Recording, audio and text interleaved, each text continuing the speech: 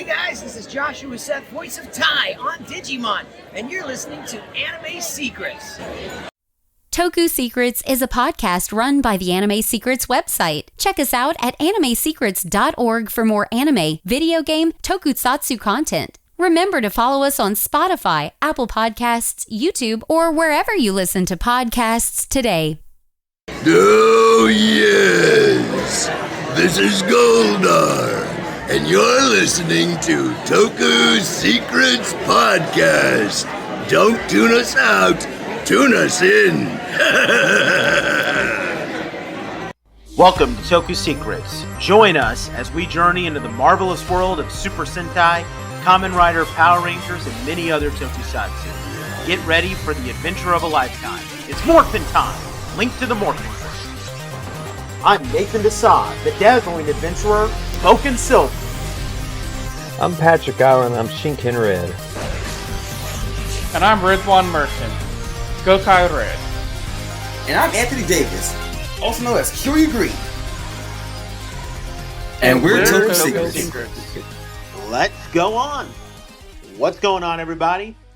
And today, after a long times of waiting, we are finally getting started on our next Sentai in honor of us really enjoying the current vehicle-themed Sentai that has wacky and lovable shenanigans. We're taking a look at another one. We are taking a look at Engine Sentai Go-Onger. We're going to be taking a look at the first 5 episodes. Here, new format. We're taking a look at F5. Sometimes a little more, sometimes a little less, depending on the breakdown of a series. That's our new format. Gives us a lot more time to analyze some of these things a bit quicker, and so yeah, definitely works well for us. We got a lot to talk about here though, because it's our first time jumping into this Sentai, and in Rizwan's case, this is another Sentai where he hasn't seen it yet. So it's going to be me, That's Anthony. not entirely true. Don't lie to the people. I've seen some of it. I've seen more than I've seen before. Don't lie to them. Okay, fair enough. But with that Look said, at you go online over there. Whatever. Wait, go online? Oh my god. Ha. We're not even 5 minutes into this and you're already starting your stupid dad jokes again? Hoi, hoi, hoi, hoi, hoi. Wait. Anyway. Patrick, you didn't join into wait, what the hell? You took the thunder. Anyway, let's go over a little bit of background information on Go-Onger. This Sentai aired from February 2008 to February 2009. Its head writer is, and I might mispronounce this, and I do apologize, Junki Takegami. This is his 7th and final season as a Sentai writer, and his 4th and final season as a head writer to date. He hasn't done any more writing on Sentai as of, at least as of now.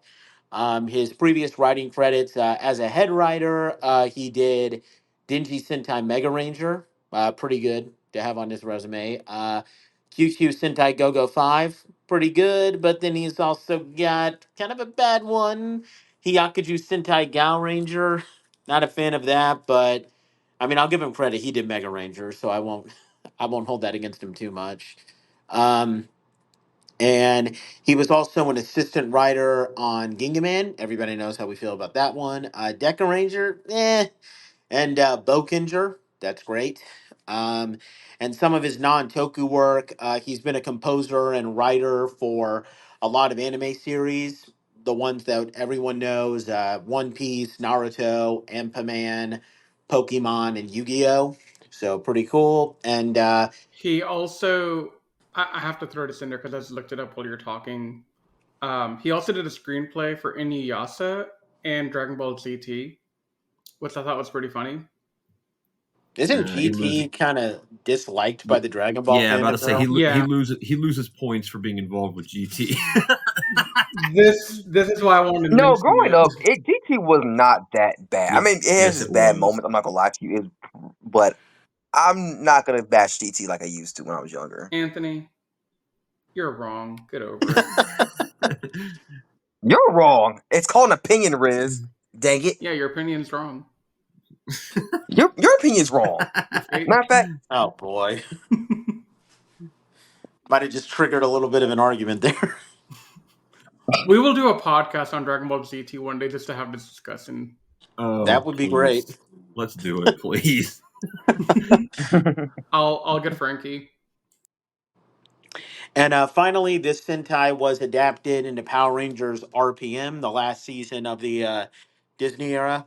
And for the record, at some point after we're done with Go-Onger, we will be taking a look at RPM.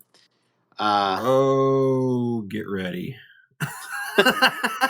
Yeah, that's gonna. Yeah, it's funny how I mean RPM and Lost Galaxy, like 2 seasons in a row where seasons are loved by the fan base, but they might hear some contradictory opinions on here. 2 Power Ranger seasons in a row like that. Patrick, not for me. Patrick, don't you mean Not for me. RPM getting gear? Huh? Oh my god.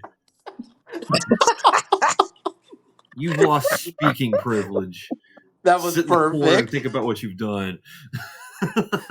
I will, because Nathan has to do a whole bunch of expose now so we can get to the review. Perfect timing then. But with that said, as per usual with a lot of these Sentais that we've been reviewing, the episodes are given different names here. They're called Grand Prix in this case, all GPs for short. Pretty cool name for episodes, by the way. So for GP01, we have Allies of Justice. We got our premiere episode. This episode, if you've seen RPM, then you know that it starts off with 3 Rangers, and then we get 2 more a little bit later on. So this episode is about the debut. Of our first 3 Go-Ongers, where we open up with a narration and a flashback. 6 months ago, we had a clan of living machines called the Gaiark. They were attempting to take over the machine world. And we'll find out a little bit more about the different worlds with the mythology of this series much later. But the machine world, it was thwarted by engines. These are giant sentient animal vehicle hybrids. These are the equivalent of the Zords from RPM, because yes, in this Sentai, the Zords can talk. They are living things, just like the Galacta Beasts or the Wild Zords. So yeah, much different from RPM. Uh, and our 3 main engines, we have the Condor sports car hybrid. His name is Speedor. We've already visited him in this podcast when we did well, actually, we visited all 3 of these guys when we reviewed the Go Onger Boom Boomger thing. We have Lion, Buson, and Bear RV. Well, Bear RV. uh, Bear recreational vehicle. Uh, Engines, and they defeated these 3 Gaiark ministers and sent them flying out of the machine world. And then in the present day, this is 6 months later, the Gaiark has set their sights on polluting our world, the human world, because they want to make it habitable for them. And the 3 engines have come to the human world, and they've teamed up with 3 humans to service their partners. These partners become Go-Ongers, heroes of justice. The 3 heroes include hot-headed and hyperactive Sosuke Asumi. He's Speedor's partner, Go on Red. Intelligent and kind, straight-laced guy who's kind of like the mama bear of the group, Ren Kosaka. He's Busan's partner, Go on Blue.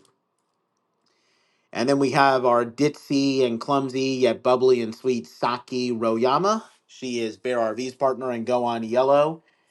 And together, they are Engine Sentai Go-Onger. And they use Go phones which are cell phones, to transform. And they use these things called change souls. They insert them into their um, Go phones to transform. And I believe since now that we got through that whole intro sequence in the episode, we can briefly pause here. What do we think about this theme song, guys? Go under Steam. It's. Do I want to say it's a top 5 Sentai intro? You can It's up say that. there. I will. I want to say it is because it never gets exhausting to me. But then again, I could say It's that healthy. I can say the same thing about this whole season's soundtrack. This is probably one of the best overall soundtracks in Sentai to me. Yeah, for sure. the jazzy So rock music that the season gives is it's just so high energy and it works for the season so well.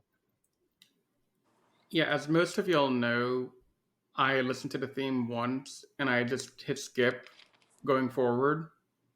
I don't do that here. I kind of just let it play all the way through more often than not.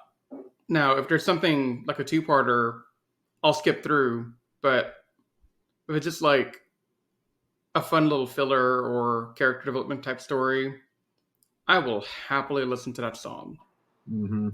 Yeah, because I love it. yeah. When we did Ginga Man, I really talked about how I liked the build up with the drums and everything. I probably like the build up in this song a little bit better, where it starts off like just a little gently with like the da da da da da da, like that part. And then when it like really jumps into like the real beat, it gets you like, yeah. Mm-hmm. And they use this song to perfect effect in a bunch of moments. They've already used it to like really hype up the moment in the series a couple of times in the episodes we're going to review. And I mean, spoiler alert, they're also going to use it to pretty good effect in the final episode too. But we'll get to that later. Um, yeah, this is a top five theme song. You want to add anything, Anthony? Um, yeah, this is definitely a catchy song. I may actually listen to it whatever I'm like when at work. I like put one of my headphones in and I'll just like listen to it on Spotify. Yep. The only other thing I'll say is that I remember when Easy Rider, the Toku Time guy, was doing his top 10 Super Sentai theme songs, and he took this theme song and put it over a level of Mario Kart. Somebody make that version of Mario Kart where this theme song plays during levels, because that's perfect. Dude, I need that. You know what we need? We need a mod of Mario Kart with Car Ranger, Turbo Ranger, Go Onzer, and Boom Boomzer. Maybe not Turbo Ranger, but I know yeah. nothing about Turbo Ranger, but I'm just saying they're all car Sentai. Yeah, okay, fair enough. Okay, you know what? If you don't like them, forget them, and we'll put Tokuser in place of them. Oh, I could do that, yeah. Trains in a racing game would be pretty funny. No, and besides that Tokucher theme song, even if you don't like Tokucher, that theme song is badass. So I can go with that. Oh yeah. I mean, this theme song is pretty awesome, and honestly, I think in my as I get older, Tokuser's getting a bit more likable than it used to be Hmm. when I was a kid, or not as old as I am now. Yep. Well, guess what, Res one? You're What? wrong. I'm sorry, I had to get you back for that. Hey, Anthony, it doesn't matter. Your opinion on Dragon Ball GT is still and forever will be wrong. Yeah. Blah blah blah. Anyway, let's continue with more of the first episode of Go On. So if you've seen RPM, then you should know most of this. Each Go Onger, they have their own Monton gun. This was called the Nitro Blaster in RPM, and they have a rod mode for close combat, and they all have their personal Go On gear weapons. So Sosuke has his Road Saber, which is this sword that's made to look like a road, the Street Saber in RPM. Ren's Garage Launcher. It's this bazooka like weapon that resembles a garage turbo cannon in RPM. And Saki's Racing Bullet. It's this thing that kind of looks like a wind up toy car. It was called the Zip Charger in RPM. They can perform signature attacks with it, and part for the course was Sentai's of a time. They can combine to form the Team Bazooka, the Highway Buster. The Highway Buster shoots an energy blast that takes the form of the engine, whose engine soul they go on just use to power it. And I'll talk more about the engine souls in a little bit. They travel around in their personal recreational vehicle called the Genjiro, which did make an appearance in RPM for 2 episodes. And funnily enough, it was called Project Go-Onger.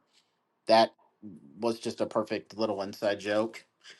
Um, and They get assisted by Bomper, this rabbit-like navigation robot. It can detect the Guy Arc and alerts the Go Ongers of any disturbances. And we find out in the next episode that she was specifically created to be the engine's navigation robot for the human world.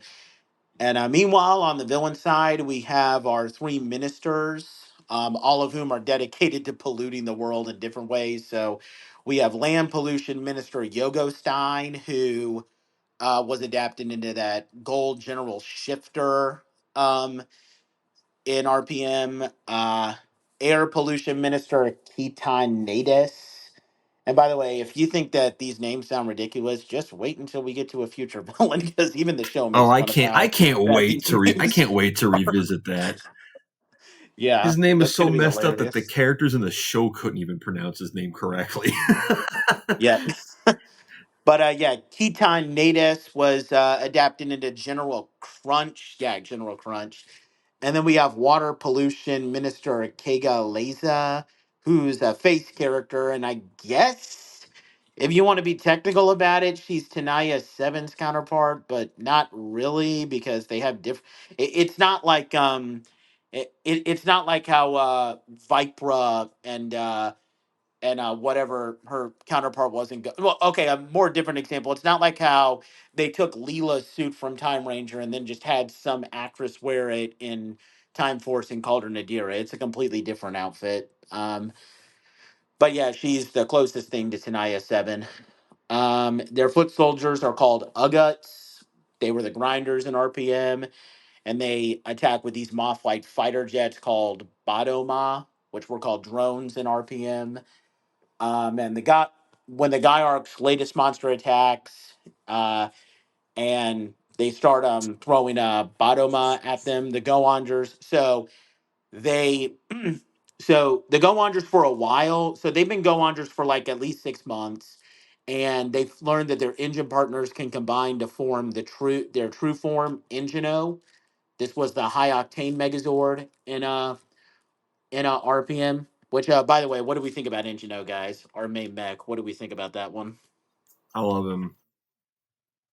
I know the faces on the front don't look as goofy as it probably should, but it just works for me.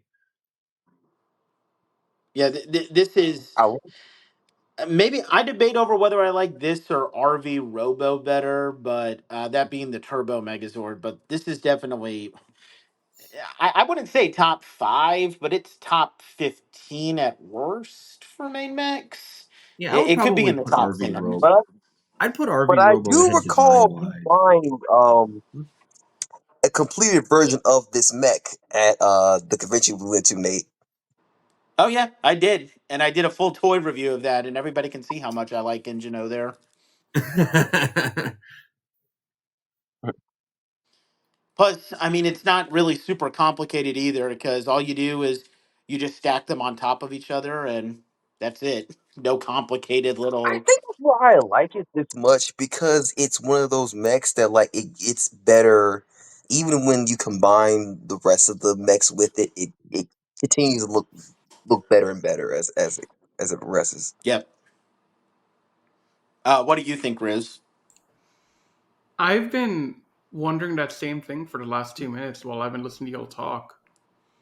Because I don't necessarily think it's like top five, top 10, but I also don't think it's terrible, right? Like, it's a pretty cool mech, but I'm not like excited by it.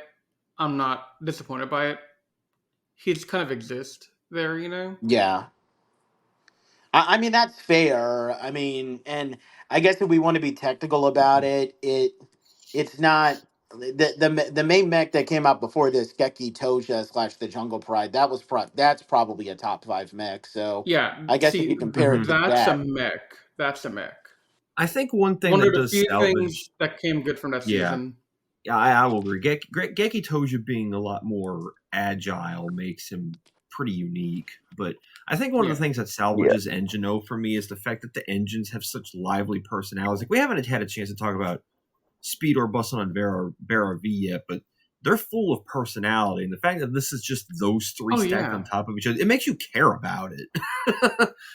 yeah, Well, I mean, I don't care about the mech formation. I care about the individual, souls. Yeah. yeah, And like, I don't know. When I look at the mech, my first reaction will always be a totem pole. I mean, that's And fair. see, and that's why I'm kind of like, do I like it? Do I not like it? I'm just not certain yet. Plus, the more I think about it, it kind of has the rotten luck of being sandwiched between two like undisputedly top five mechs. Because we just talked about Geki Toja. What's the Sentai that came after this? Shinkenger, Shinkano. and Shinkino was also top material. So, or at least I Yeah. think Shinkino was top material. I I'm gonna sound basic when I say this, but there's just something classic and simplistic about the Daijijin mech that I liked. That's fair. Yeah. Yeah, I always say Um, the same thing, that as much as I hate Daijujin as a character, main mecha design wise, it's probably my favorite look. Yeah, yeah, for I sure. Yeah. mean, and I know it's probably because I grew up with this thing for 30 plus years, but at the same We all time, did. right? But at the same time, Mhm. it it's so simple, and I've seen a good number of episodes in Go On there already, and I get overwhelmed later on with how many different formations he got, how many different ways these guys can stack together and reform and all that stuff. It and when we have, and this is a thing I'm going to say in probably every podcast intro is I hate modern Sentai mechs in general because of how complicated it gets. It's just Yeah, too I many don't different blame you. variations, too many different like power up modes or auxiliary mechs or whatever. Yeah. Yeah. So I do think Go-Onger gets away with it better than most, just because the engines are actual characters and not just like, right, and that's why I like him, and that's yeah. why I say I like the Ensign Soul. I like those characters, but I don't necessarily think my love of the character translates into thinking that the mechs are awesome. Well, I, Well, I, I I mean, think it works okay in this case though, because like Yeah, technically we're getting auxiliary mechs in this case, and we'll go. Well, actually, we might get an opportunity to address one of them at the end of the in the last you episode of will, this cast. But I think. but it works okay then because it's not like how Gal Ranger did it, where you have a bunch of auxiliary mechs that are just there to like they combine. Maybe sometime, maybe a little bit later down the road, they form their own exclusive Megazord, but that's like way down the line. In this case, the auxiliary mechs, okay, they're auxiliary mechs, but they're also the mechs that belong to Rangers. And shortly after they debut, well, then here comes another Zord that allows them to form another like big giant mecha. Yeah. So, are they even really auxiliary mechs? Well, and that's the debate, right? Like, I know what mech you're talking about for episode 5, and I don't think I have questions on that mech, but we'll get there when we get there. Yeah, But no, I think the mech is serviceable. It does its job. It looks funny with the totem pole thing. I love it. But the reason I like it more than that is the characters are awesome. yeah. Speedor Yeah. is probably GOAT of the three.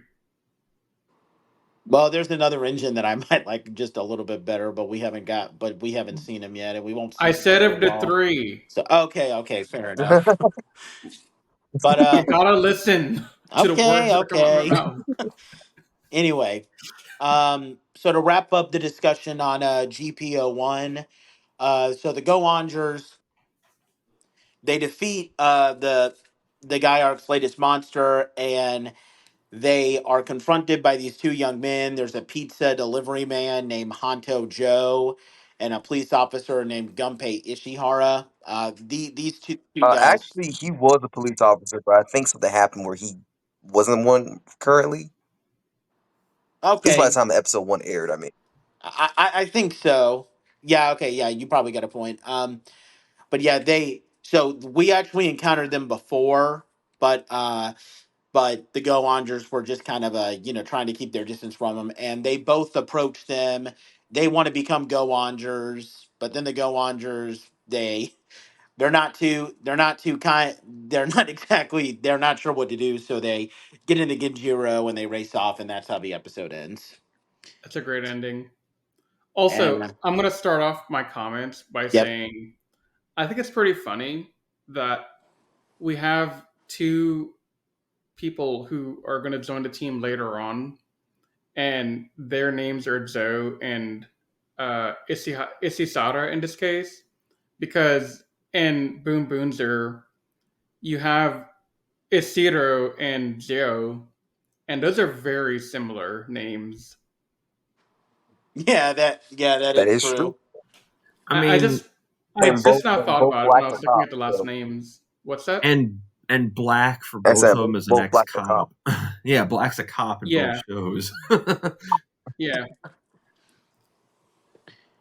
But And I what? mean, technically, if you want to get really technical about it, pizza delivery man is a procurer in a way. hmm Yeah, Wow, the if similarities you are want to be piling technical up about it. now. What's that? I didn't hear you, Nathan. What do you say? Yeah, the similarities with Boom Booms are starting to become clearer now. Look, man, I'm just calling it like I see it. That's. I mean, why did you think in the first batch of Boom Boonger podcast episodes we made so many Go-Onger comparisons? Yeah, there's that's there's true. a reason why we're talking Sure about this did. season right now.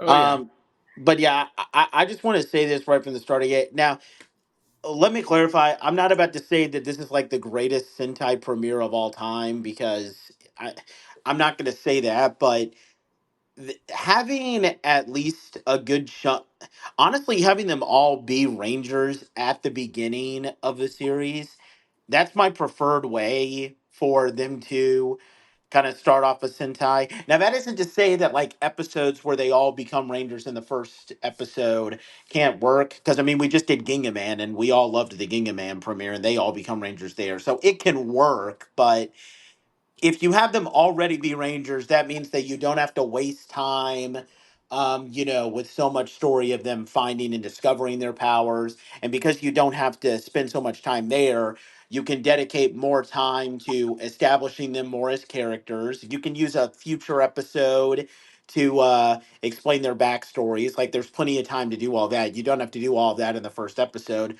Oh, and you want to introduce the main mech in the first episode like they do here, well, guess what? That's also perfectly justifiable here because either A, well, they're already Rangers, so you can get away with the idea that they've used this mech multiple times, or B, this is the first time they're using the main mech, but guess what? They've already been Rangers for a little while, so from a perspective point of view, you could say this is just the next step in their evolution of them becoming Rangers by unlocking the main mech for the first time, but it's not like they're doing it 2 seconds after they became Rangers. So either way, it works.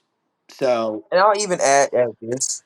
Um, since the mechs are integral to their entire operation and to their them being the Goans in the first place, it actually makes sense that the mech would appear this early. yeah, for sure.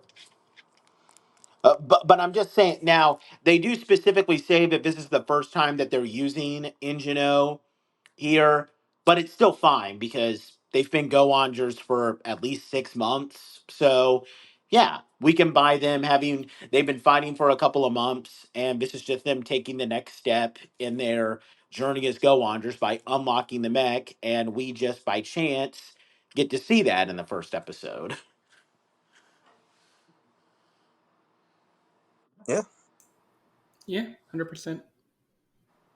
And I do think that idea of them starting off the show with them already established as Go-Ongers works well for just the overall uh, tone of the season, because this season is very high energy. So getting right into the thick of it with like them henching before the stupid intro, it just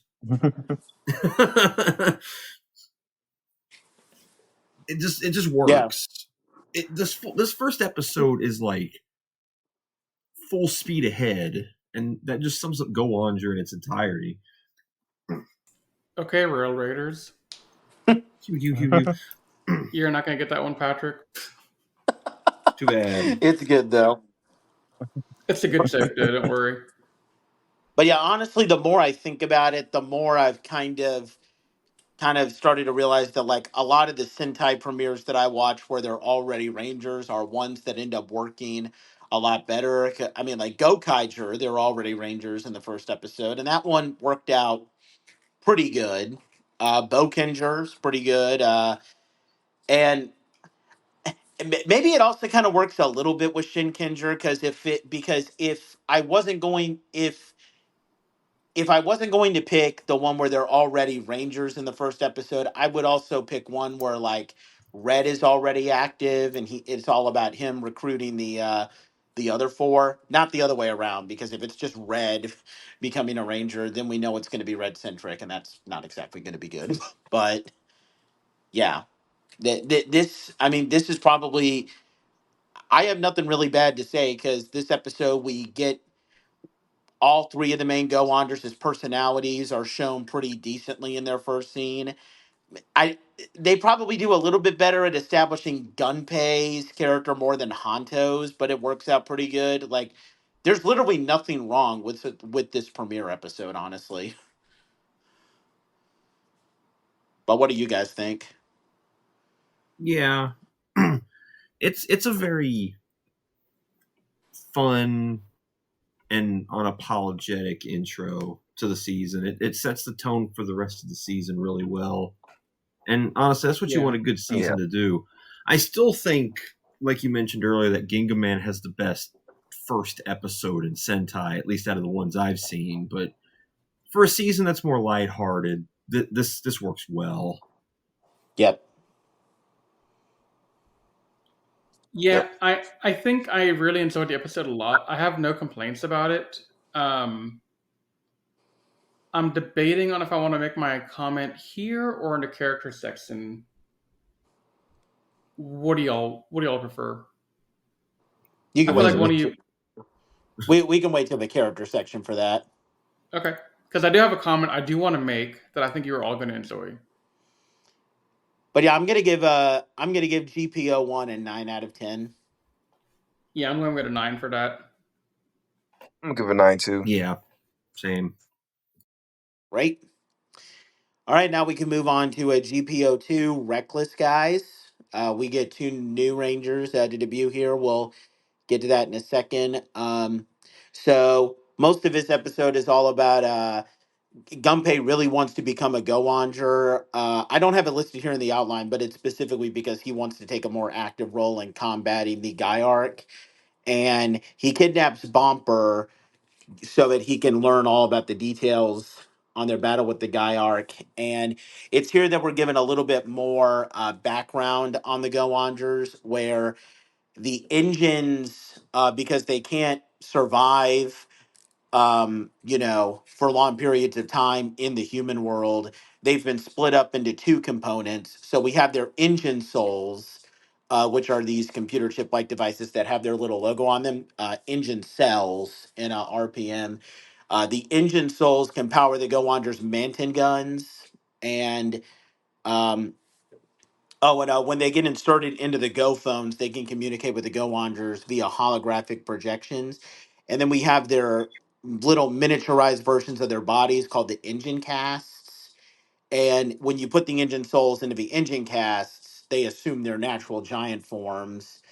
And the reason why the Go Wanderers exist is because the engines need people to take care of them and insert the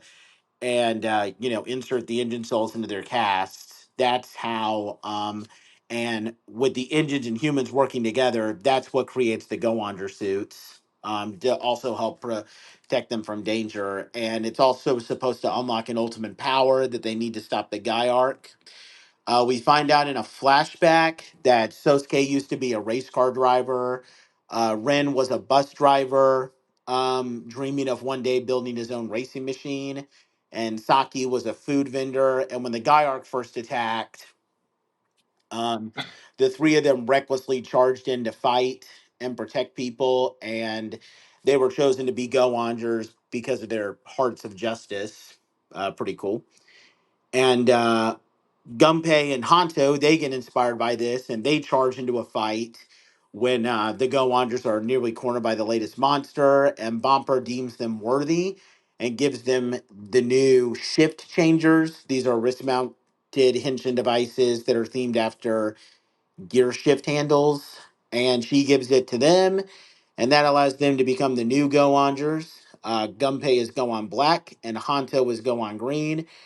And now, guys, that we have all five of our Go-Ongers together, what do we think of these suits? Love them. Love I 'em. I love the helmets, how varied they are, and just the seatbelt gimmick look on the front of them. I just love it. It adds so much personality to them. Yeah, I like them a lot too. And also, I want to say I am 1 day old in that it took me until yesterday to realize the symbology on the chest is actually their race number designation. Yeah. I just thought that was kind of funny. I never really stopped and looked at the chest plate until last night when I was watching an episode. I was like, oh, wait, those are numbers. These guys are numbered like Decker Ranger would be. It's the same logo that's on the engine soles and on the engines themselves. Yeah, I just thought that was pretty funny. So for those that didn't catch that when they're watching Go On, or they've seen RPM suits, you're welcome. Yeah, And if you did catch that, yes, I was not paying attention. and I really like those logos, by the way. I like how they're different stylizations. They're not all the best. Like I probably like Sosuke's and Hanto's the best because Sosuke's has the wings on the side and Hanto's looks like an orca fin. But just the fact that they try with all five of them is cool enough for me. No, I also like the number two looking kind of like a dragon. Not a Looking dragon, kind of like a. like, To but me, it Busan, looks like a dragon or a lion or something. yeah, well, Busan is a lion, so that's probably Yeah, what they were going for. yeah. So I like that. It's a nice little characterization for him. Yeah, but these are top. Actually, you know what? I have no problem with saying that these are top 10 suits for me. Like they look unique. They perfectly fit the racing and the animal themes. The helmets. I mean, I know this is technically both a racing and an animal theme Sentai, but I mean, even if I were comparing these to like other really cool looking animal theme suits, like I know Riz doesn't like the Gal Ranger suits, but I personally like them. These are probably top five in terms of like helmet designs for like animal designs. Like they're just. I remember when I first saw these suits fly all around on the internet when Go Onger was originally airing, because I kind of knew what Sentai was back then, and I really liked to see what Sentai was airing. Not that I was watching it, but just to see like what the next Power Ranger season was going to look like, and I I loved these suits right when I saw them. So Did I did I tell you I don't like the Gout Ranger suits at some point? I think you did. I don't think that's a real statement. Maybe it was a different. Maybe it was I different suits then. I You just assume because you didn't like go like Power Ranger slash Wild Force that you didn't like yeah, the I suits. think you're just extrapolating the fact that I didn't like Wild Uh, Force as okay, much. maybe I misheard something. Yeah, because I actually like the suits a lot. I think I'm not going to outright say top 10, but I definitely enjoy the suits quite a bit. Yeah, okay, fair. Um, Primarily the main five. I don't know how I feel about the Sixth Ranger as much. The color scheme kind of bothers me sometimes, Yeah. Well, but we can talk more ain't got about that when we everything. get to Gal Ranger, which will Uh, be a long time from now, hopefully. I was about to say, hold up. Are we diverting plans to go to Gower Ranger? When did that happen? I'm off the sip. Bye. But yeah, go on your suits, top 10 for me, and I don't care what anybody else says, honestly. Yeah.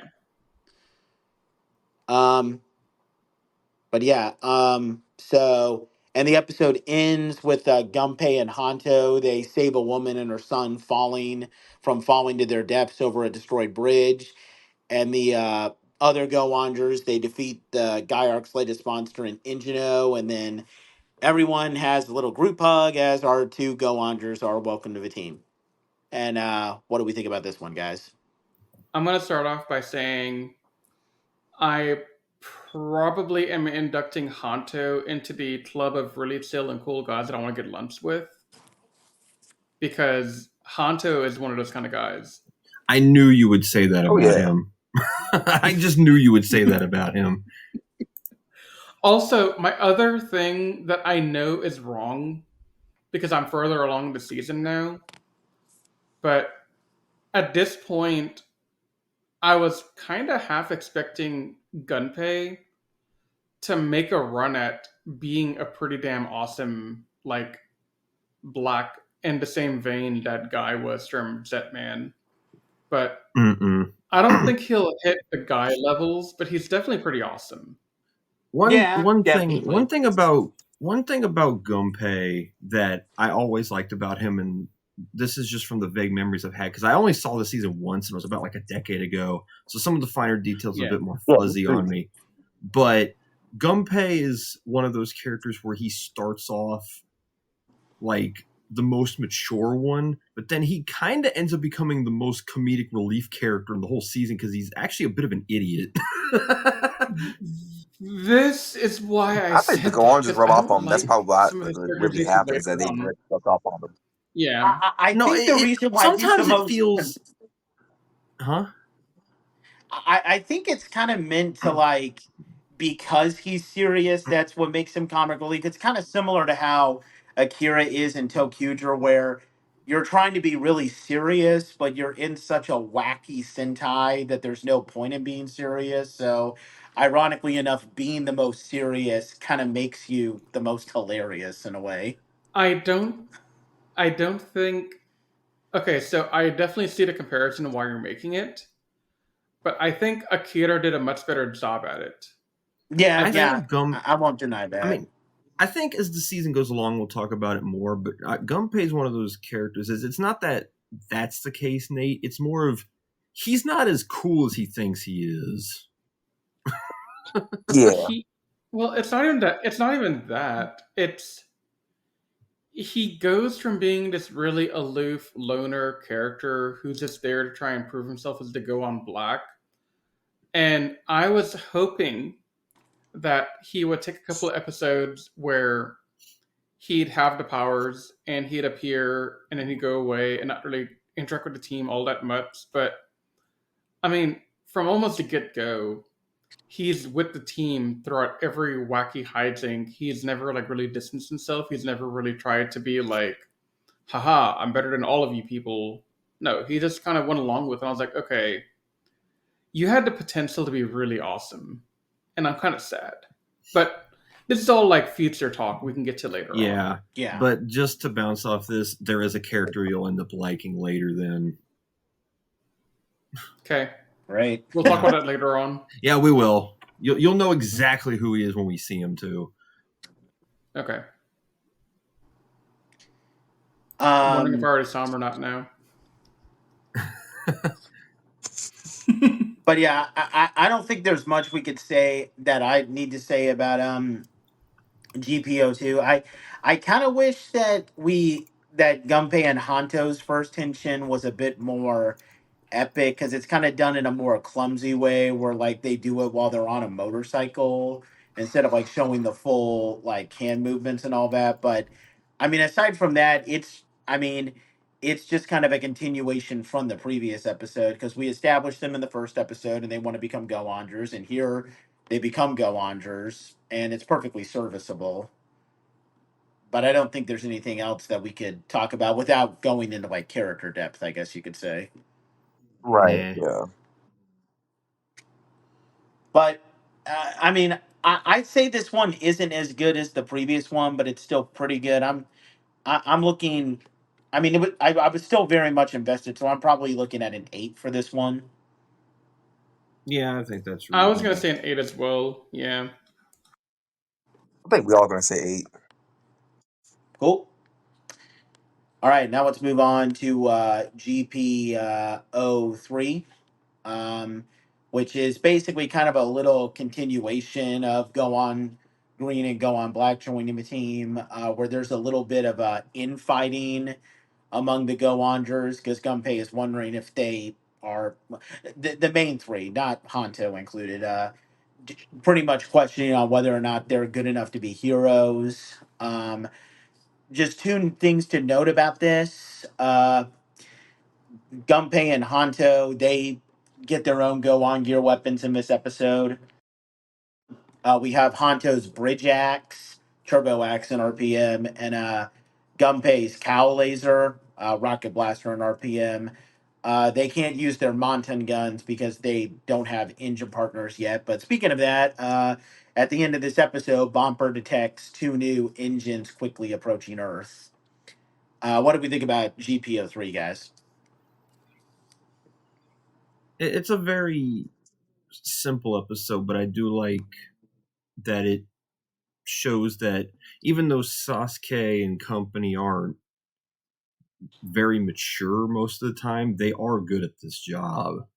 And you could tell that Yeah. Gunpei at the end ends up gaining some respect for them because they figured it out before he did. I mean, when you're doing a job for a while, you're going to figure out some of the features out at some point. Yeah, but I mean, And they are stupid. Like, let's be real here. Yeah. When they they are idiots, but they're competent. So And the thing also, I really hope I'm wrong. I don't remember them touching upon this up in like the middle of the series. They did it a little bit more at the end, but at least in this episode of Works, I kind of like the little dynamic that they have going on between Hanto and Gunpei, where Gunpei is like this serious dude out trying to like do stuff and like this cool thing, and Hanto is like this guy who's, yeah, he's nicer and he's kind of a little dim-witted, but he's kind of Gunpei's loyal sidekick. I mean, I kind of, maybe I like Dylan and Ziggy's little weird sort of kind of friendship a little bit better, but their dynamic when Gunpei and Hanto, when they actually do use it, it works pretty well. you could tell Gunpei doesn't hate Hanto at all. He just Yeah. No. honestly, we need like a spin-off of Go-Onger and make it a buddy cop with Hanto and Yes. Gunpei. I've watched it. I fund it. Take all the money. Rush Yeah. Hour Go-Onger edition. That would be Dude. hilarious. It'd be amazing. Please make it happen, somebody. Bring these two back. Hey, Nathan, are these two actors famous in Japan, or can we get them back pretty easily? You could probably get them back pretty easily. And can we pay them on Anthony's salary alone, or do we need more money? That I don't know. I mean, this season did have a 10 years after special a few years ago, so Did it? Yeah. It sure did. I watched it. yeah, it did have a 10 years after. I mean, Gunpei's actor does come back to Sentai for like one or two episodes in Cure User to be Ian's friend who gets killed by Igaron. So Oh, that's him? That did Yeah. happen. Oh. Yeah. but yeah, I'm gonna give three. I'm gonna give it an 8 out of 10. Another really good episode. Ditto. I'm gonna add on real quick that I like the pacing as well of the season so far, because we're not rushing to mech. We're kind of like just letting Hanto and Gunpei slowly integrate into being a Go-Onger.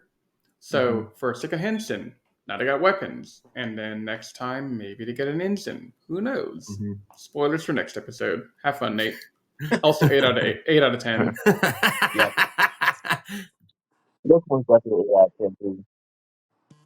All right, that brings us to GP 4, Engine Trouble, where so Gunpei and Hanto's new engine partners, they're on Earth, and there's a big fight between the Go-Ongers and the Gaiark to try and round them up.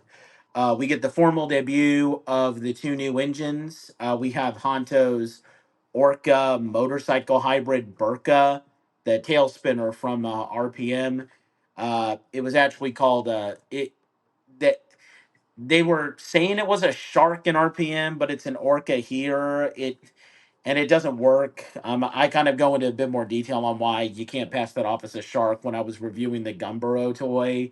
But I mean, at least it's not as egregious as trying to passed off a rhinoceros beetle as a mantis, beast I morphers. hated that. So I hated that still is to this day. I still hate it. yeah, sorry. Um, yeah, No, but it's but okay. but by the way, Speedor was called an eagle in RPM, but I mean that's fine. There's nothing from Speedor's look that makes it specifically look like a condor, so not a big deal. But an orca and a Yeah. shark. Plus I that, like, mean, he has that unique birds. ability to be able to fly. So I mean, it kind of works. They're both birds. It's fine. Yeah, but an orca and a shark look completely different, so there's no excuse Yeah. for that. And Gunpei's German Shepherd police car hybrid, Gunford. It was called the Wolf Cruiser in RPM, so it was a wolf in RPM. But I mean, German Shepherds and wolves, okay, they're not exactly the same, but they're both canines and they look similar enough. So fair enough. And with the engine souls, the two can activate their Montan guns. So we get our new engines. And also, the Go-Ongers have their first encounter with the Gaiark Minister, Kega Leza. So, yeah, Take a lesson. yeah. What do we think about 4, guys? I like Gumpard and how he was, so accepting at first. Like give Gunpei a little bit of a challenge.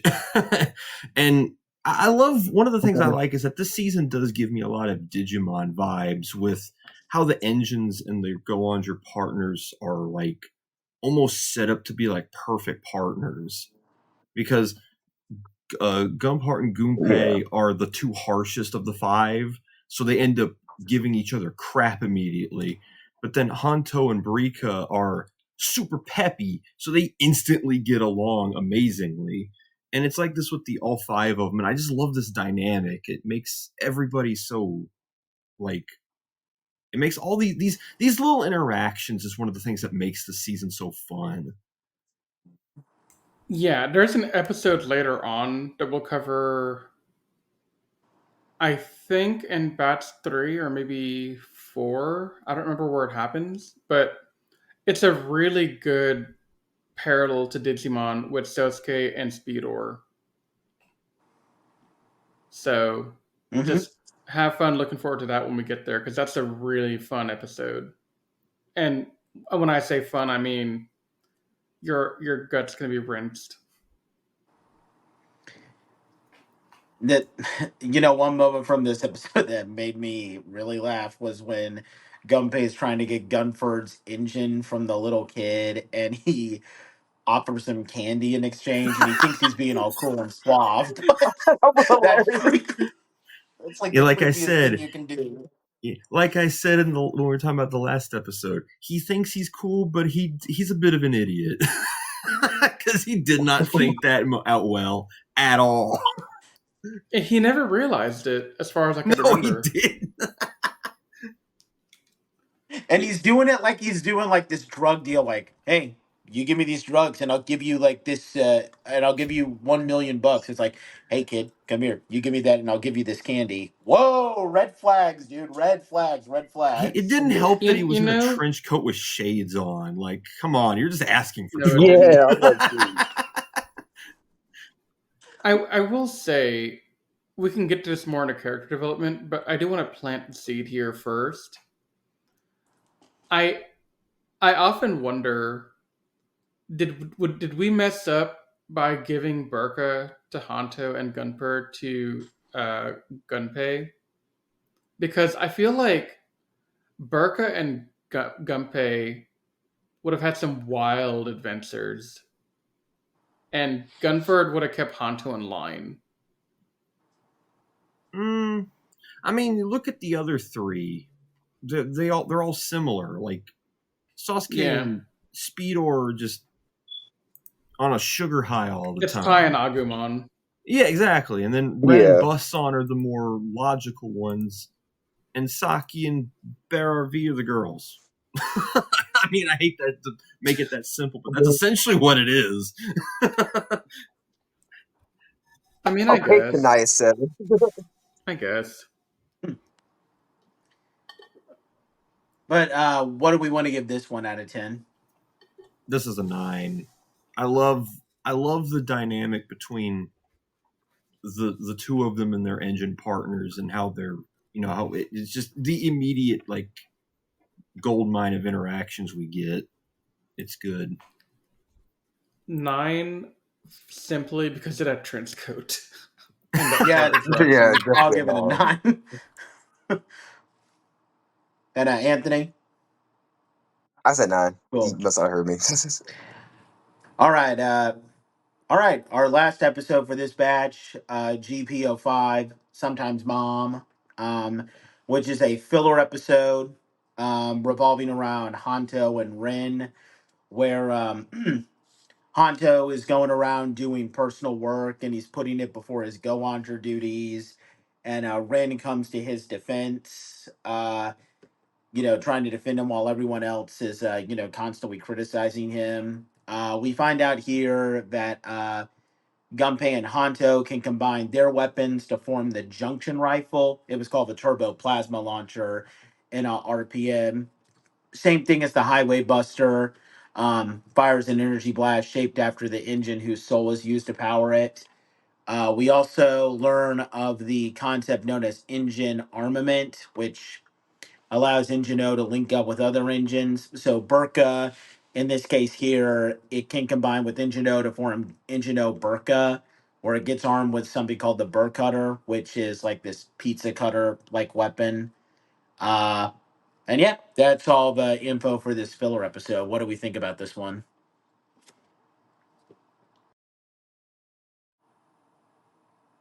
This one, okay. So like, this one kind of like made me annoyed at Hanto just a slightly bit, because it's like, but I also kind of get like he's getting attention from the ladies, and I can't really be too mad at him for that. Yeah. I didn't like this episode, to be honest with y'all. Like, I'm sitting here watching, like, okay, dude, you were basically not even 3 episodes ago begging to be a go on, sir, and now you're circling your duties to go meet girls and be popular with them. I think you're too immature to be here, and I also think you don't know what you want. I And there are times when that combination can work and it's good, but it didn't work for him in this case because Hanto never came off as the kind of guy who would shirk his duties and go, you know, try and meet a girl. Yeah, this I, episode was I very Well, think I guess it's tone. just for a reason. I actually might defend this a little bit. I don't think the episode, like, maybe what you're saying, Riz, would work better if the episode was trying to make Kanto look like a jerk, but I don't think Kanto looked bad here. I think it's more of a matter of it's not that because he's not neglecting being a go-onger. Like there's multiple occasions where like he'll try to show up and fight. It's just that he's too late. It's more of a matter of Well, him. that's the thing, he's late. Okay, yeah, fair, but I think it's more of a matter of he's not ditching to talk to the girls. It's more like he's just getting so excited that, oh, I have this job which now allows me to talk with women, which I think every fan who watches shows like Super Sentai can kind of relate to that. So I don't think they paint him as being a jerk because we've got plenty of episodes in both Power Rangers and Super Sentai where we see characters often like intentionally putting off their duties as rangers just to talk with women or do other things. I don't think Kanto was quite portrayed that way enough to where I found him unlikable here. Oh no, I'm I not think saying he's it's completely unlikable. I'm just saying that I'm disappointed in the character development or the attempt at character development here. Because okay, so you mentioned other Rangers and Sentai um, that have had characters like this, but also how many of those characters spent so much energy 3 episodes prior begging to join the team? Because the first example that comes to my mind of who you're thinking of would be Lucas from Time Force. And that's not the case with Lucas. Lucas is a known Zerk, like that's the thing about his personality. But in this case, Hanto wanted to be here, and I'm not saying he's an unlikable jerk. I'm just saying the writers did a bad job writing this. Yeah, I think this episode was tone deaf, and I don't think this episode would have been bad if it was maybe like 15 episodes later in the season, to where he'd had time to gel and they'd like establish his character a little bit more. But also, this Exactly. this doesn't feel like the kind of episode that works for a character like him, because And I No. also feel like if he was working towards like a true goal, then we would have probably let it slide a little bit. Like I said, I think when Ren had said, "Oh, you're working hard to get us that barbecue, that we've been wanting," I'd have been like, "Okay, that's actually sound like a reasonable thing to do. Like he's working hard so he can earn enough money to get them a nice decent meal." That wasn't even the case. And it's like, come on, man. I would have been rooting for you too. And I honestly, Ren's better than me because I would have slapped the mess out of him if he did that to me. Yeah, I mean, I wouldn't go that far, like how you just said, but at the same time, I get it and I agree with it. I Oh, really wait, hey, I will say this. It could have been a lot worse. He could have been like Dana from that one episode Slice We Rescued that I hate to this day.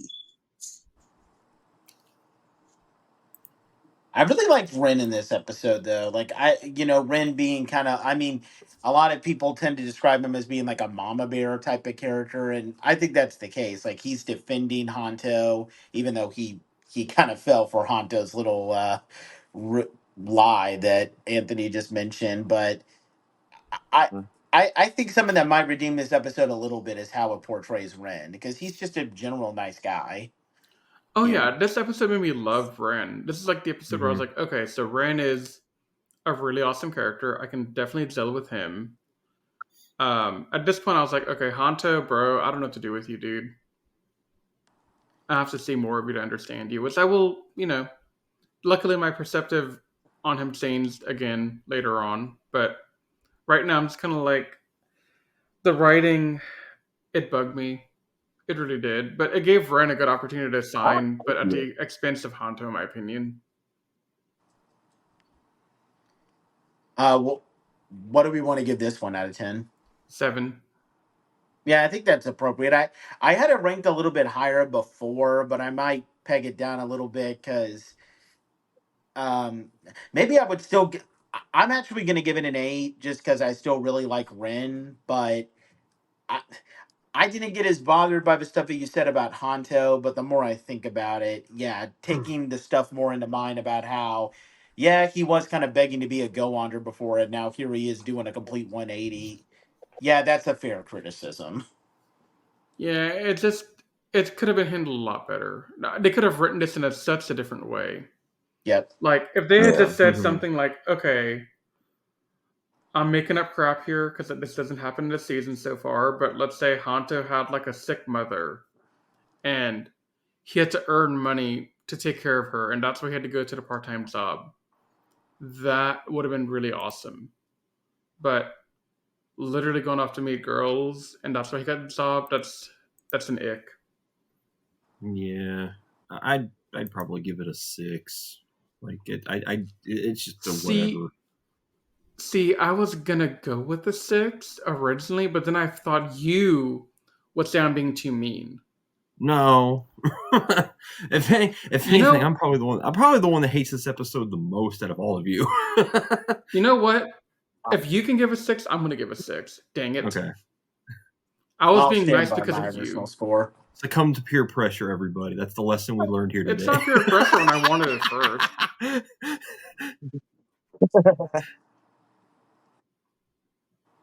Anthony? I'm really debating on whether I want to give it a 7 or a 6 because like I wasn't as mad with this episode as y'all were, but it's just I don't know.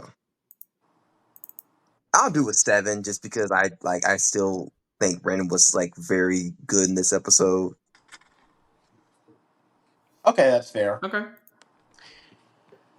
Okay, now we can move on to the general discussion here. Do we want to say anything? Brief comments on the Guy arc, really quick. There isn't anything to say right They now. exist. They exist. I Okay. say right now. They're there, but I will say this: they're from what we know from watching Boom Boomger. Sure, they're goofy too, but these guys are the actual, like, I guess, main villains of the show, and they're actually like pretty. Even though they're goofy, they are pretty competent when it comes to fighting. From what we've seen of I'm hard to pronounce her name already. Just, Kegalesha. yeah. Just wait until we Yeah. get to that other guy. I'm looking forward to when we get to that other villain Me whose name is too. so hard to pronounce. Right. All right. A little bit of a this is something that Riz and I discussed behind the scenes. Since we're only doing 5 episodes, we don't really have to update our tier rankings every podcast. So starting from now, we're going to be giving our opening tier rankings and we'll update them. Now, of course, we'll introduce the tier rankings again when the six Rangers come in. But in this case, for the main five, we'll have our opening tier rankings and then we'll revisit this once we've gotten to the midpoint. And then we'll give the final one during the final podcast. So let's give our opening tier rankings for each of our five go-onders. Let's start with Sosuke, guys. Okay. I've been waiting the entire podcast to say this. Hit it. And I think Patrick already knows what I'm going to say, but I don't really care. This is how you write that unforgivable piece of garbage excuse of a There it is. character from the season as this came before this. Sosuke is what you should have done with that idiot. So I'm curious, I knew he was gonna actually, do as this. to I'm curious genuinely as to why you're okay with I know it's because he doesn't speak in like kitty language, but he is that same kind of high energy character. So I'm curious as to what it is about him. I've never been against high energy characters. I am an anime fan first and foremost, right? Like, so that's a very common trope to see in anime. So I'm okay with that. But Sosuke, and I might be bleeding some of my commentary from, having seen further than 5 episodes at this point. But Sosuke as a character is not selfish in the same way that indescribable idiot Okay, yeah, was that's a throughout very his good tenure point, as Red. actually. There are times when he will get hot-headed, he'll have a temper, and he'll get mad. But when push comes to shove, the team comes first, the mission comes first, and he's not looking out for his own personal id. And I know, Patrick, you know what that means, but for the others that don't, that means the mental capacity of what his immediate needs are, basically. So no, There's been times where you'll literally get on other people for not being focused on the team or task at hand. Yeah. Plus, when he is an idiot, it's genuinely entertaining. I know that I got to shine a light on this one moment. I'll shine a light on this one moment that's always going to be a really, funny thing that we're never going to get to address in the show. There's a part in the Go-Onger or Shinkenger crossover movie where the Shinkengers bring Sosuke over to the Shiba house and they all sit down. And then Sosuke walks up to Takiro and says, "Hey, why are you the only one who gets to sit all the way high up like that?" Well, oh, wait, Lord isn't just your nickname? That was hilarious. I love that. I know that movie has got some. Take that, samurai. That a crossover movie has some weirdness to it, but man, Takeru and Sasuke together was bizarre. Okay. That was okay. Hear me out. Hear me out. I know we normally don't review the movies after the Sentai, but this is one movie I think we want to review just for that one scene so I can see it. Yes. Yeah, we should watch it. Also, we should watch it just because, Takeru and Sasuke's interactions are a gold mine. Literally, that's what I want to see. I just want to see them interact in the same way that I want to see Sosuke and Marvelous interact more in Boom Booms or whenever that happens. Actually, that Also, that wouldn't be a bad idea because we've already reviewed Shinkenger, so like we could review that movie, like maybe review crossover movies of Sentai that we've already seen. Like for example, when we after we finish with Mega Ranger, we could do Mega Ranger versus Gingaman since we already did that. Yeah, That actually doesn't sound like a bad idea. Huh. yeah, I'd be Well, that down. means we can revisit But Gekier just to tick off Riz because Go-Onger had a movie with them. Oh no! do you really want me to write a full essay again on why that characters did not exist for a whole podcast? Because Yes. that's Well, all it'll be. on principle, we'll have to do that. You asked for it, dude. You have nobody to blame but yourself for that can of worms. I'll watch it. I'll review it. You're not gonna like me after. But no, Sosuke is a fun dread. He's not top 5. As of where I am in the Sentai, he's not top 10, but he's still a really fun character to hang around with. Mm-hmm. And I would place him in the B tier for now.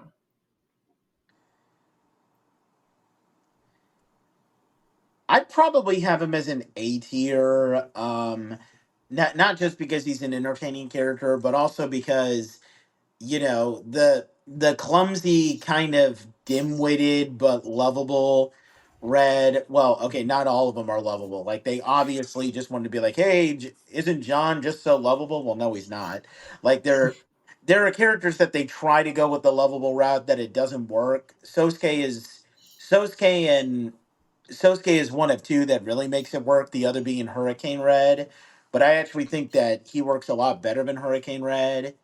And I don't know. I mean, he even when he's stupid, he is genuinely entertaining.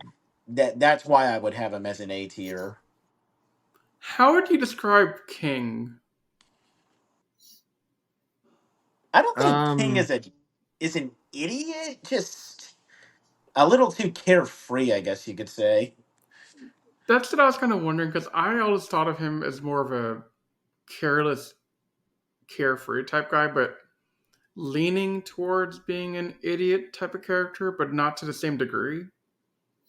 Yeah, it's like he's an idiot, but he's like he.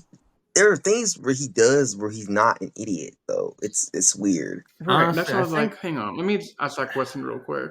It's like you bring this up, and you might have finally brought out one of the reasons why I don't like him as a character, King, is because one of the things that makes Sasuke work so well is, like you said, he has moments where his recklessness like bites him in the butt, and he actually sits down and learns. Like I know which episode you were mentioning earlier with the one with him and Speedor. That's a really good episode to show that even though he's a hothead and a act first, think later type of person, when he does something wrong, he works to improve it. King, when he does something stupid and reckless, he always comes out on top. Stuff never backfires for him. He's God modded. And I don't like characters like that. Oh, then you might not like Don Momotaro then. Oh Lord. But at first you won't like him at first. He may grow on you later on, but like I said, you have to watch the entire show to watch to get what I'm saying. But Anthony and Patrick, where would you put him?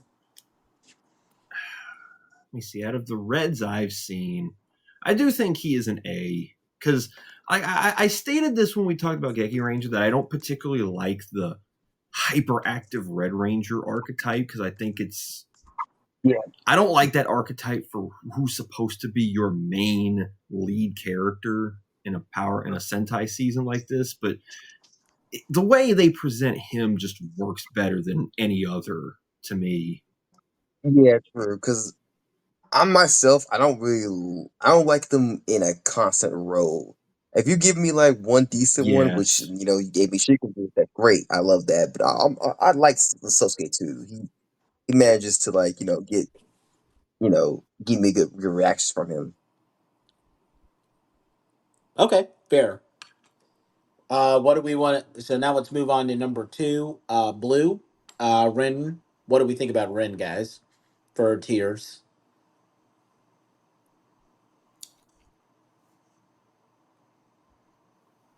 See, not everyone at once, y'all. I was expecting you to go first. I I was debating on how I want to start him off, so I was going to let you Okay. go first, and I'll build off of it. Ren is very simple, but a character that is very much needed in a show like this. He's Definitely.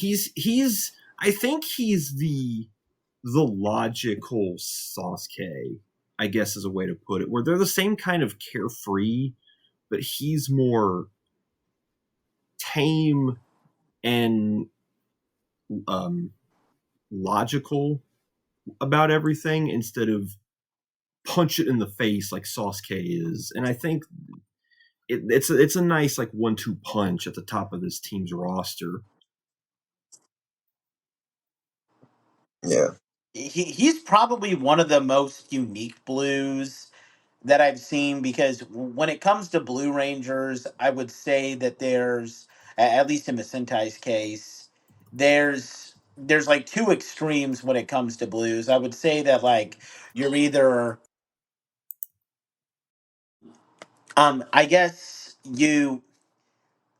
I guess to kind of use extremes that you guys would be familiar with, we either have the Joe Gokai Blue, the serious ones, the tough, no nonsense, serious people.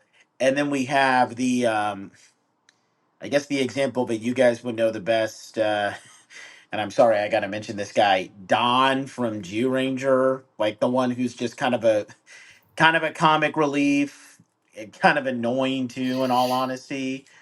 Um, like those are two blue extremes. Ren, I don't want to say that he's in between because I don't think he has quite enough to where you could say he could be a comic relief guy, but you definitely can't say he's like on the level of like being like a serious like Joe type of character.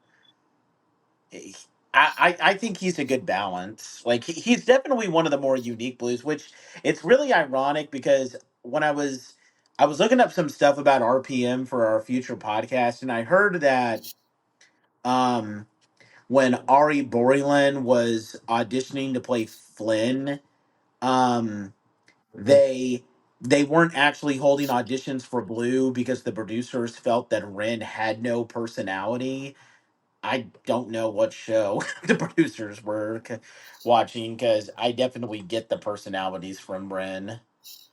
Mm-hmm. So, Oh. Yeah, there's another episode that we'll get to in part 3 where I see Ren's personality clear as day, and it's but awesome. but it's still debatable for me where I would put him. Because he definitely isn't in my top five. I don't even know if I would put him in my top 10, but at the same time, he's a good character. So I think, yeah, I think B is good enough for him. Yeah, I was thinking B tier for him as well. Um, it's unfortunate that in the first handful of episodes, you don't really get a lot of Ren time, in my opinion, Mm-hmm. except for like in episode 5. But even then, um, I think the focus was more on Hanto, so I don't really count Ren too much in that context. Like he's kind of there to cover for him, but it's not necessarily about him, you know? I Yeah. think they did a good job of giving him like small moments in each episode where you just kind of see him doing his own thing and you kind of get a good feel for him there. You know what it reminds me of the way you said that? What? How Goku was developed. Yes. Because when Nathan was Be- talking about unique reds, I was like, well, Goki. Goki's a very yeah. unorthodox Blue Ranger. And Yeah, yeah. it took them Yeah, I a forgot. while to get it took them a while for Goki's character to really start stepping into the front spotlight, and when it did, I mean, we all love the guy. So Yeah. I mean, the thing with Rendo, and it's kind of, going a little bit further into the season. Um, I don't necessarily think Mama Bear is the right word for him and what he brings to the table. I think it's more like a big brother type thing. Yeah, which Yeah, that's kind of that works similar to what better. Goki was, because I said in the final Yeah. Gamer Man episode that Goki was kind of like their. Again, they specifically say that Goki was older than the other Ginga Man, so he was like the big brother taking care of everybody else. I think that's fitting, honestly. Mm-hmm. Yeah. But yeah, but I still can't justify giving Ren anything. It'll change because, much like Patrick, the first time I watched this Sentai was like 10 years ago, so maybe my memory will be refreshed, but I can't justify giving Ren anything higher than a B right now. Yeah, he's definitely in the B tier for me. I agree. Yeah. Patrick? Yeah, I would say so too. There is a lot of competition at the higher end of the blue tier list, though, so it's not like he isn't bad. He just has a lot of competition. Yep. Yeah, I mean, he has Zoe and, oh my god, I'm Yanma, blanking on his name. Yanma, thank you. Yanma, and ISA? Goki. Yeah, and ISA. I know you don't Goki. particularly like him too much, but yeah, there's a lot of good I mean, blues. IS is a good blue, but he's not my top 3. Yeah. There's a enough. difference in that. Yeah.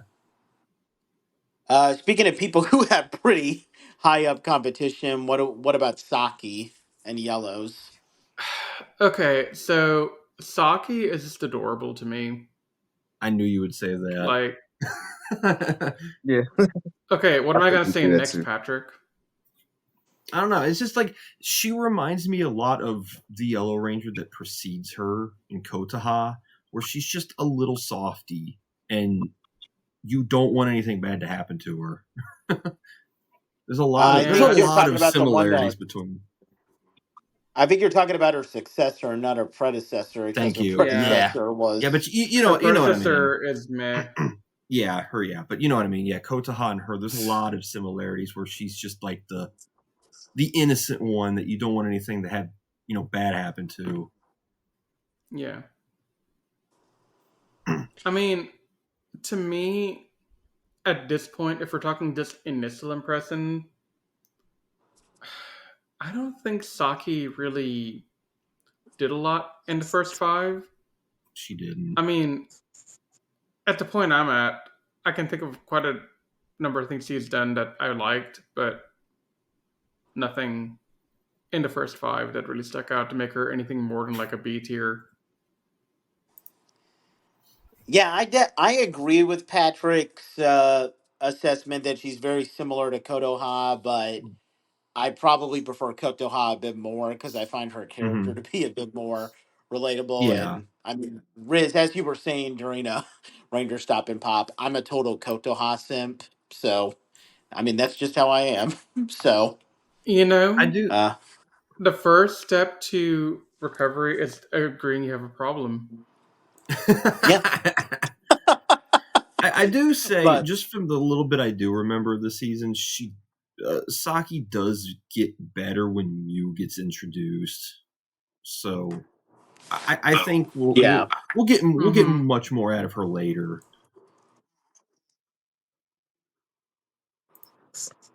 But yeah, she's still a good enough character. I I probably have her in the high end of the B's for right now. Mm-hmm. And unfortunately, I don't think she'll ever be better than Kotoha. But I mean, she's still I would say top 10 for me. The more I think about it, although I don't know, there's some stiff competition with yellows, and especially with some of the Sentai we've recently watched. So Mm-hmm. Himeno, Luca, Kotaha, Domon, Domon, Domon. uh, um, Hikaru. Hikaru. Yeah, yeah. I'm trying to think of anyone else that I thought was really awesome.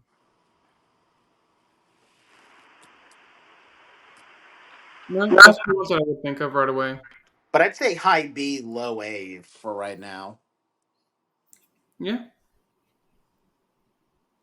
What it I agree with that too. Patrick? Yeah, it's reasonable. All right, now let's move on to Green Honto. What do we think about that, Honto? All right, Patrick, get your credit card going. We're gonna buy this guy lunch and dinner. Dang right. I agree with that sentiment completely. This guy's a bro. Yeah, he is. And every season has to have one. Yeah. So Hanto is that. I And know I seeing spent a good bit how of time. I guess one of us talk. yeah, you go. Okay. Go ahead, Fred. Okay. Yeah, I know I spent a lot of time kind of, dissecting his character and talking about like how I didn't like what they did to him in episode 5. But on the whole, I do like his character. He's very timid, very uncertain of himself, very relatable, especially if you're like especially if you're like a nerd. So I think Hanto is just the kind of person that we need in a season like this to kind of be that avatar that we can kind of all fit ourselves into. And I might be kind of projecting a little bit here on my own self, but I definitely saw a lot of myself in Hanto whenever I was watching this. In terms of like ranking him, I don't know, maybe like I'd say a B, but not a high B, not yet. I don't know if I would necessarily say that he is uncertain about what he wants to do. I think he is certain about what he wants to do, and he's made it kind of very obvious that he wants to help people. It's just that he didn't really have the ability to do so. And now that he's just like very excitable. But I think that hold on a second. I think when we're comparing him to other greens, the first green that really comes to mind for me is his Time Ranger counterpart, Shion. Theon. I think he's a better version of him, personally. 100% better. Okay, so you do agree with me. Because I know you liked Shion a lot, but... I did, but I also think Hanto's personality initially fed off a lot better than Sion initially. Yes, thank you. You understand what I'm trying to make, the point I'm trying to make then. but the thing I will not pass judgment on just yet is who will end up being the better green, Hanto or Sion? Mm-hmm. And that'll be something we see later on. Yeah. And also, just one last little thing. And one last little thing about him that I want to say, he probably has my favorite roll call quote of all time. Doki Delight. What does that even mean? Hey, Nate, ask Katie. Yeah, okay, yeah, I'll do that. I've always found it to be the most, what the heck are you talking about, Henshin roll call quote of all time, and I love it. Yeah.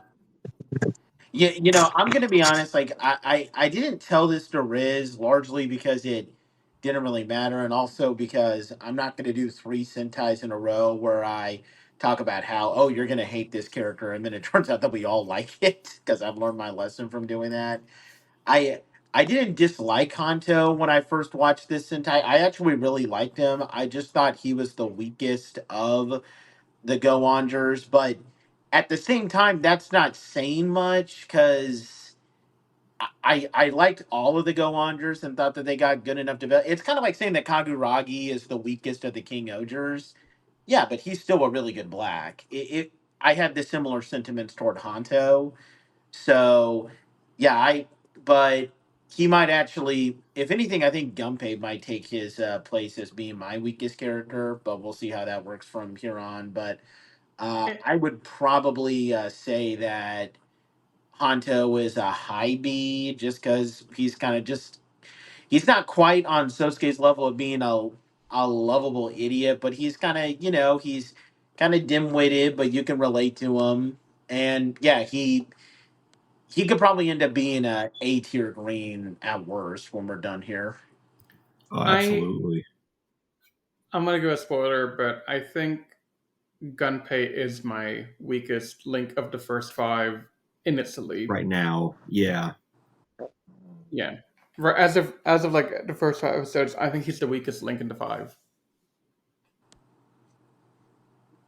But where do we want to give the tier for? Where do we each of us want to give the tier for Hanto? I'm thinking B tier, like Low A, mid B probably. tier.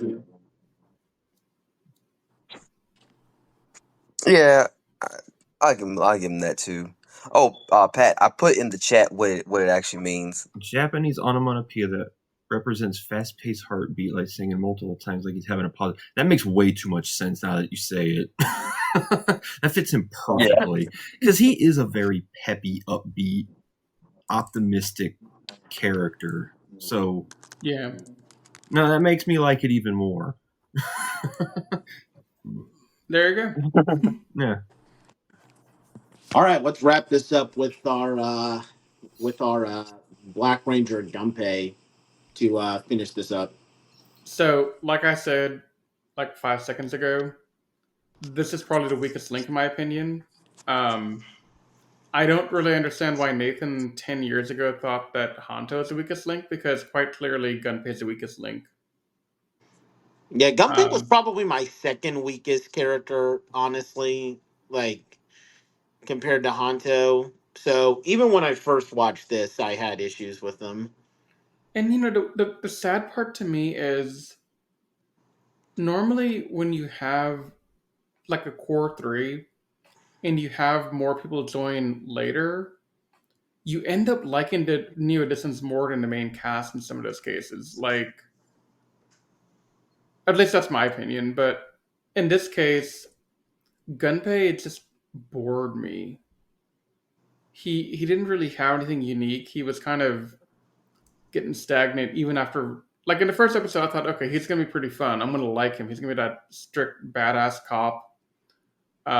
And he's gonna be no nonsense, and he'll be like just getting wrapped up into hijinks to their team, but he'll be cranky and going along with it because he has to, but he's not gonna like any second of it. But the opposite happened. He goes along with it. He seems to enjoy it, and I I don't think they really knew what they want to do with him in the beginning.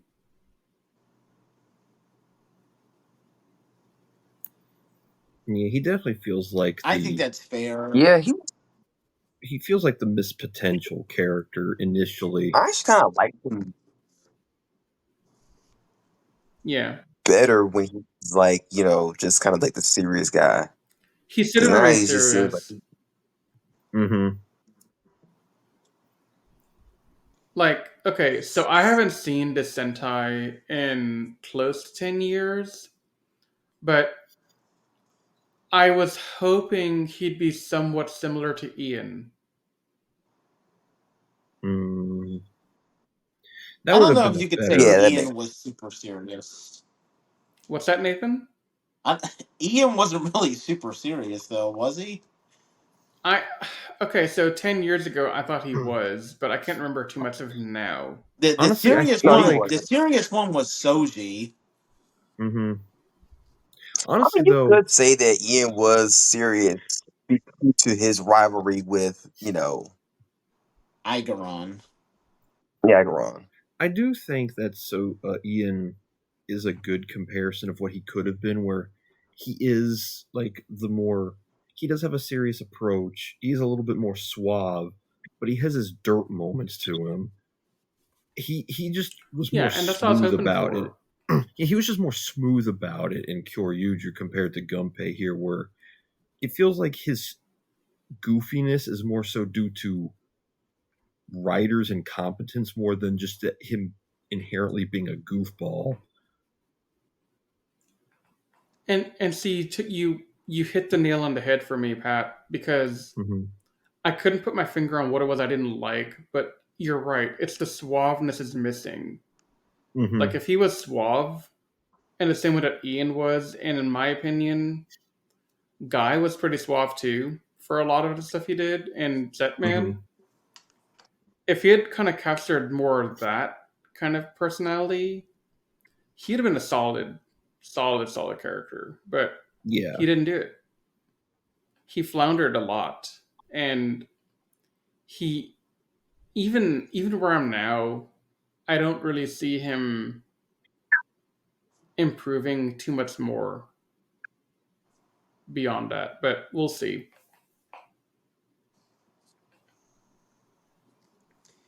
But yeah, I'd probably put Gunpei as like a C tier right now. Hopefully he can get up to B tier, but yeah, he's the weak link right now. And honestly, given some of the episodes that I remember, I don't think that's going to change. So If anything, he gets worse. see, and that's why part of me wants to say D tier because I'm hoping something changes that he'll become C tier material. Because I don't want to say C tier and then later be like, oh, well, he improved. Does that make him B tier? You know.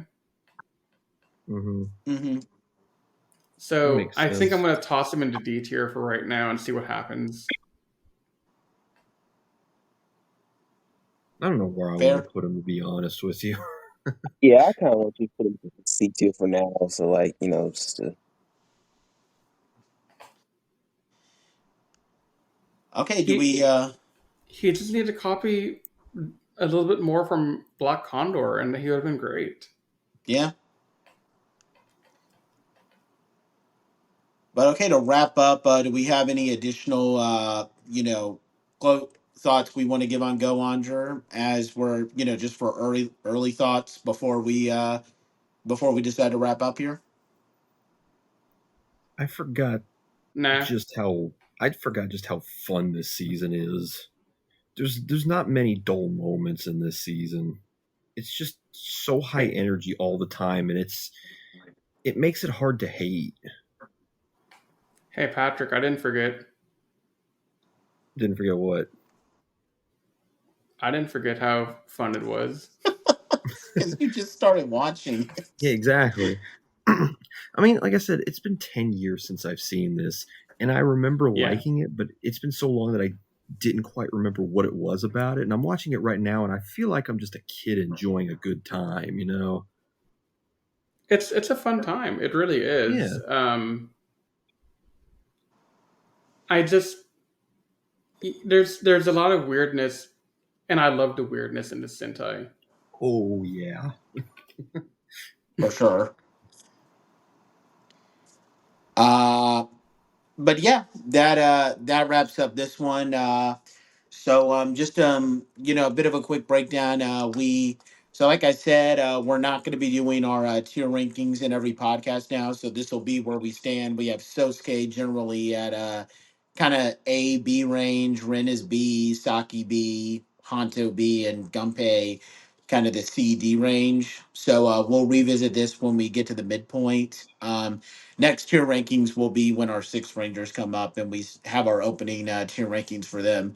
So, but yeah, we'll be taking a look at 5 episodes at minimum for each podcast from now. Gives us a lot more time. Give short. We have a little bit of some shorter podcasts, which I'm sure will be great for everyone listening because you don't have to listen to us ramble for like hours upon hours. We get to the point and we have a generally good time.